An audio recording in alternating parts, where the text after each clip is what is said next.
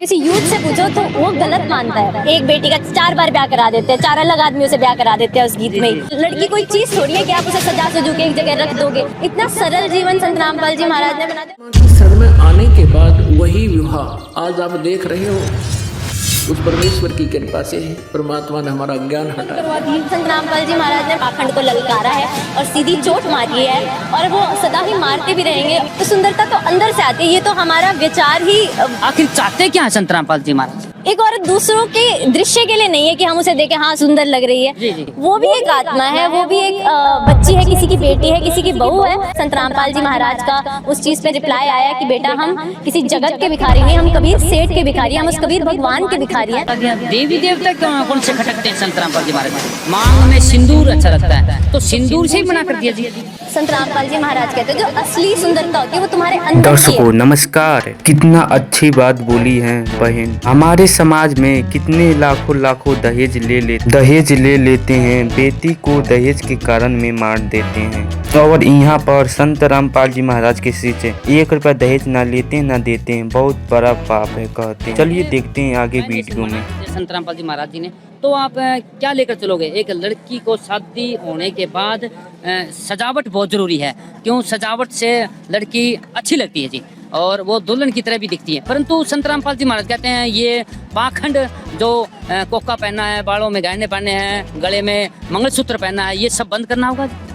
देखिए अगर मैं ओवरऑल सोसाइटी की तरह बात करूँ तो एक लड़की सुंदर दिखनी चाहिए या समाज के लिए एक दुल्हन जैसी या तैयार होके आनी चाहिए। तो अगर एज अ यूथ की बात करूँ तो इसको बोलते हैं ऑब्जेक्टिफाइंग अ वुमेन, जो कि आज के टाइम पे अगर आप किसी यूथ से पूछो तो वो गलत मानता है कि एक औरत दूसरों के दृश्य के लिए नहीं है कि हम उसे देखें हाँ सुंदर लग रही है। वो भी एक आत्मा है, वो भी एक बच्ची है, किसी की बेटी है, किसी की बहू है।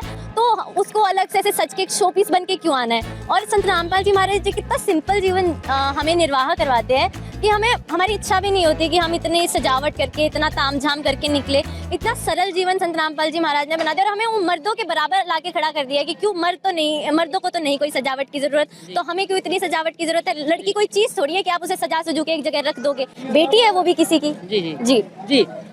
आपको नाम लेने से पहले ऐसा महसूस से नहीं हुआ भाई ये कौन सा पाखंड है? एक लेडीज को तो कोका और जो कानों में बाले होते हैं ये अच्छे लगते हैं, मांग में सिंदूर अच्छा लगता है, तो सिंदूर से ही मना कर दिया जी।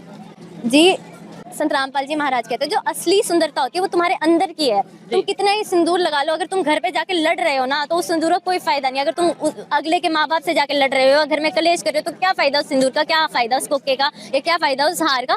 निर्मलता और सुंदरता अंदर से आत्मा की करो, ना कि आप बाहरी शरीर की करो। तो इतना निर्मल ज्ञान और इतना निर्मल मतलब वे ऑफ लाइफ संत रामपाल जी ने बताया है कि जैसे अगर आप देखो संत रामपाल जी महाराज के बच्चों के घरों में कोई कलेश नहीं होता। और आज तक आप किसी और 4 लोगों से पूछोगे ऐसा कोई परिवार नहीं है जिसके घर में लड़ाइयाँ नहीं होती।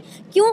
संत रामपाल जी महाराज के बच्चों के परिवारों में क्यों नहीं होती? क्योंकि उन्होंने उनको ऐसी एक राह दिखा दी है। उनकी विचारधारा भी संत रामपाल जी महाराज के अनुसार हो गई है कि वो लड़ाई झगड़ा एक बहुत ही, जब हम लाइफ में से इतनी कॉम्प्लेक्सिटीज निकाल देंगे ना तो लाइफ भी बहुत सरल और आनंदमय होगी। एक्चुअली अगर मैं आपको बताऊं तो मेरे को पहले से ज़्यादा ये लाइफ ज़्यादा अच्छी और निर्मल लगती है। क्योंकि पहले होता था इतनी सारी चीज़ें होती थी ना कि माइंड इतना हर जगह मुझे ये करना है, मुझे इसका जाके ये धोख मारना है या वो करना है, अभी तैयार होके जाना है। अब कोई दुल्हन है, कोई बेटी है, एक बेटी तो होगी जिसके पिता अमीर होंगे, उन्होंने बहुत सोना दिया होगा।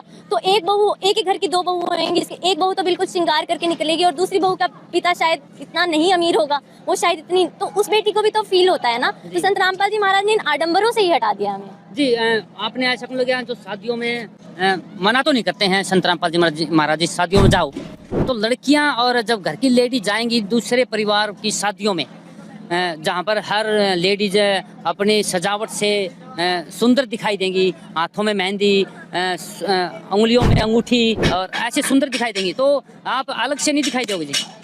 नहीं जी, मेरे को तो लगता है भगवान ने जो हमें शरीर दिया वो बहुत सुंदर, भगवान ने जो प्रकृति बनाई है वो बहुत सुंदर है, वैसे ही जैसे भगवान ने बनाई है। हम भगवान से ज्यादा सुंदर चीज तो नहीं बना सकते ना। ये तो हम बहुत ही एक अनरियलिस्टिक सा स्टैंडर्ड सेट कर देते हैं। अब अगले को आजकल प्लास्टिक सर्जरी होने लगी है, सारी हीरोइन प्लास्टिक सर्जरी कराने लगी है। इवन इनफैक्ट मेरे आसपास की लड़कियां प्लास्टिक इतना कॉमन हो गया, तो परसों को आप पूछोगे कि प्लास्टिक सर्जरी भी करानी चाहिए, वो लड़कियां ज्यादा सुंदर लग रही। तो सुंदरता तो अंदर से आती है, ये तो हमारा विचार ही संत रामपाल जी महाराज ने बदल दिया कि सुंदरता बाहर से आती है। तो हमें वो चीज़ फील ही नहीं होती जब हमें उनका ज्ञान समझ में आ गया है। तो जी आपने ऐसा जो जो शादी जो पंडित जी कराते हैं, जो फेरे होते हैं हमारे साथ, हमारे दादा परदादे जिन्होंने शादी करी है पंडितों के अनुसार 7 फेरों से जो बंधन बनता है, परंतु संत रामपाल जी महाराज जी ने तो फेरे भी बंद करवा दिए जी। देखिए, संत रामपाल जी महाराज ने जो रमैनी होती है वो एक विवाह का ऐसा तरीका जो हमारे वेदों में लिखा है, तो एक वैदिक तरीके से रमैनी या शादी होती है। भगवान की वाणी के नीचे 17 मिनट में जो जोड़ा है उनकी शादी हो जाती है, और एक बहुत ही मतलब सिंपल और एक बहुत ही मतलब काम तरीके से आप अपने जीवन का नया आगाज करते हो। तो इसीलिए जिसको संत रामपाल जी महाराज की ये चीज़ अच्छी लगती है वो इस तरीके से शादी करते हैं। अब जैसे हम सिख समाज में भी देखते हैं कि पहले जब शादियां होती थी, अब तो सिख समाज भी बैंड बाजा डीजे करने लग गया, पहले जब शादी होती थी तो गुरु ग्रंथ साहिब की वाणी के नीचे जोड़ा जोड़ी आराम से उस वाणी के वाणी चलते हुए में उनका ब्याह होता था। तो वो संतों की राह तो यही थी कि जो नया शुरुआत है वो भगवान के आशीर्वाद से हो, जो वेदों की परंपरा है, जैसे शिव जी और पार्वती जी की शादी हुई थी वैसे शादी हो, तो वैसी ही शादी वेदों के अनुसार शादी संत रामपाल जी महाराज का। रामपाल जी महाराज जी ने इस अन्नपूर्णा मुहिम के तहत मुस्लिमों के भी घर बनवाए, या मुस्लिमों की भी शादी होती है आश्रमों में? बिल्कुल सर, सभी की शादी होती है। इनफैक्ट नाइजीरिया से भी लोग आते हैं, क्रिश्चियंस की भी शादी होती है। तो इन्होंने तो भगवान का विधान बताया, भगवान के तो सभी बच्चे हैं और वो इसी विचारधारा से उनके बच्चे और संत रामपाल जी महाराज ने मिशन आगे बढ़ाया है। परमात्मा की शरण में आने के बाद वही विवाह आज आप देख रहे हो, उस परमेश्वर की कृपा से परमात्मा ने हमारा ज्ञान हटा दिया।